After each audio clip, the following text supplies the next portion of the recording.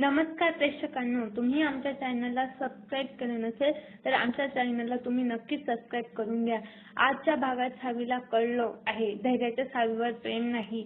धैर्याने स्वतः सावीला सांगितले आहे आणि सावीने ते एक्सपेक्टही केले आहे।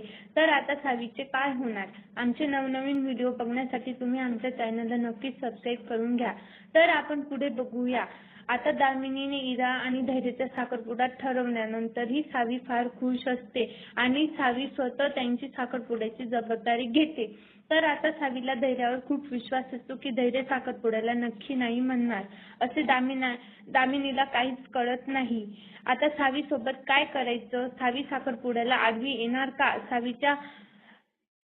सावीच्या बापाला पुरस्कार जाहीर झाला आहे। पुरस्कार जाहीर झाल्यानंतर तो प्रसिद्ध होणार आणि त्यांची चर्चा होणार। एकदा का त्यांची चर्चा सुरू झाली की तो कुठे काय करतो हे सगळं प्रश्न निर्माण होणार आणि डोकं वर काढणार। तिथे दया मामा ही उभा असतो। दया मामा दामिनीला बोलतो, आता तू काहीच करू शकत नाही। डोकं वर काढणार आणि तूही वर जाणार। दामिनी म्हणते, असं काहीच होणार नाही, मी बघते आता पुढे काय करायचं। इरा आणि धैर्याचा साखरपुडा ठरवलेला आहे म्हणून इराच्या मनात सारखं वाटत असतो की सावी जी आहे ती साखरपुड्यामध्ये काहीतरी व्यत्यय आणू शकते।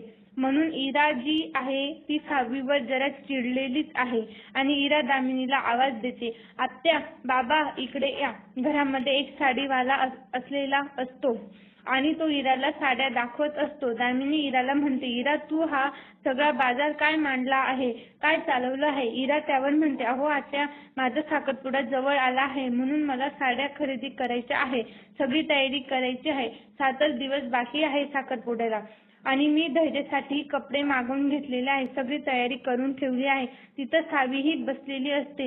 इरा सावीला म्हणते, तू आमच्या साखरपुड्याची जबाबदारी घेतली आहे ना, मग जा सरबत घेऊन ये। अवंती आणि नीता म्हणतात, आम्ही आणतो सरबतच आणायचं आहे ना। इरा म्हणते, मी तिला सांगितलं आहे, मग तीच आणणार सरबत। त्यावर आता सावी बोलते, तू मला ऑर्डर देणार आणि मी ती करणार का? मला आवडेलच तेच काम मी करणार आहे। इरा म्हणते, मग ठीक आहे, जाऊ दे, माझं सरबत प्यायची इच्छाच नाही आहे, पण तू साडी सिलेक्ट करायला माझी मदत करशील ना? मुजुमदारांची सून होणार आहे मी, धैर्याची बायको होणार आहे, मग छान दिसली पाहिजे, प्लीज मला साडी सिलेक्ट करायला मदत कर आणि मला कुठली साडी सूट होईल, माझं स्टेटसलाही शोभेल अशी साडी तू मला सांग, म्हणजे आमचा परफेक्ट जोडा शोभणार। आता सावी म्हणते, अगं जोडा शोभायला हवा ना, मग मी सांगते। आता सावी तिथून निघून जाते। सावी धैर्याला तिथे घेऊन येते आणि धैर्य सांगते, धैर्य, तुम्ही आता साखरपुडा होईपर्यंत कुठलंच काम करणार नाही। तुम्ही आपल्या लग्नात कशी साडी पसंत केली होती तुम्हाला आठवतं आहे ना? मग आता इराच्या टायमिंगला तुम्ही असं केलं नाही तर तिला वाईट वाटणार। चला साडी निवडूया। ही पिंक साडी कशी वाटते आहे? इराच्या अंगाला लावून बघा, सूट होते का? धैर्य ही साडी हातात घेतो आणि फेकून देतो। सावी म्हणते, असं काय करताहेत तुम्ही? धैर्य, ठीक आहेस ना? तुम्हाला नाही बघायचं? मग आता मीच दाखवते इराला कशी वाटते साडी, बघा। ती इराच्या अंगावर साडी ठेवते आणि म्हणते, अगं बाई, किती छान दिसते आहे, बघा धैर्य, साडी किती छान दिसते आहे नवरीबाईला, बघा शोभते आहे की नाही? धैर्य आता इराकडे बघतही नाही। सावी धैर्याला बोलते की 1 मिनिट धैर्य, तुमची बायको तुमच्या समोर इतकं ऑफ मोड होत आहे, तुम्हाला साडी निवडायला एवढं कन्फ्यूज होतं, तर साखरपुड्याला तुम्ही अंगठी कशी घालणार तिला? धैर्य आता ती साडी हातात घेतो आणि तिला माचीस लावून पेटवून देतो। साडी पूर्णपणे जळून जाते आणि धैर्य सावीला बोलतो, झालं ना तुझं समाधान?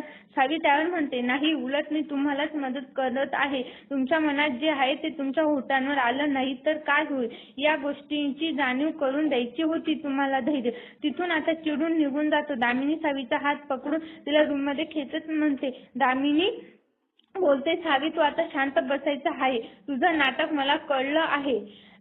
तुला काय वाटतं आहे की नाटक करून तू माझ्या मुलाला इमोशनल ब्लॅकमेल करशील? तुझा हा शांतपणा माझ्या जवळच चालेल माझ्याकडे नको, इथं थांबली आहे ना, स्वतःच्या लायकीत राहायचं. आठवतं ना तुला कोर्टातले दिवस, तेव्हा कशा प्रकारे तू हताश झाली होती. त्यामुळे या दामिनी मॅडमला चॅलेंज करू नको. सावी म्हणते, मी तुम्हाला कुठलं चॅलेंज करत नाही, तुम्ही तुमच्या मनाला लावून घेत आहे. तुम्ही काय करता आहे मला त्याचा विचार करायची गरज नाही. माझा विचार करायला धैर्य आहे आणि धैर्य मला प्रत्येक वेळी साथ देता.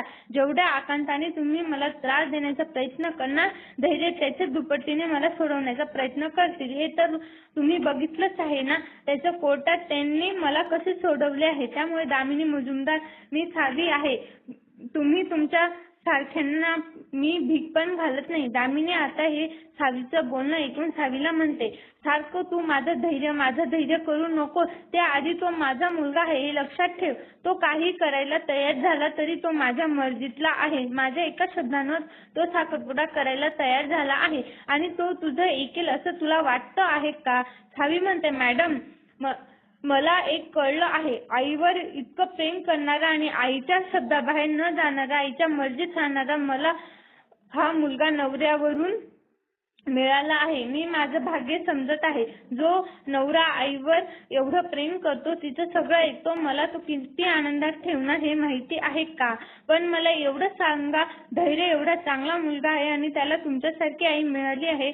दामिनी आता सावीचे हे बोलणं ऐकून सावीवर हात उचलते.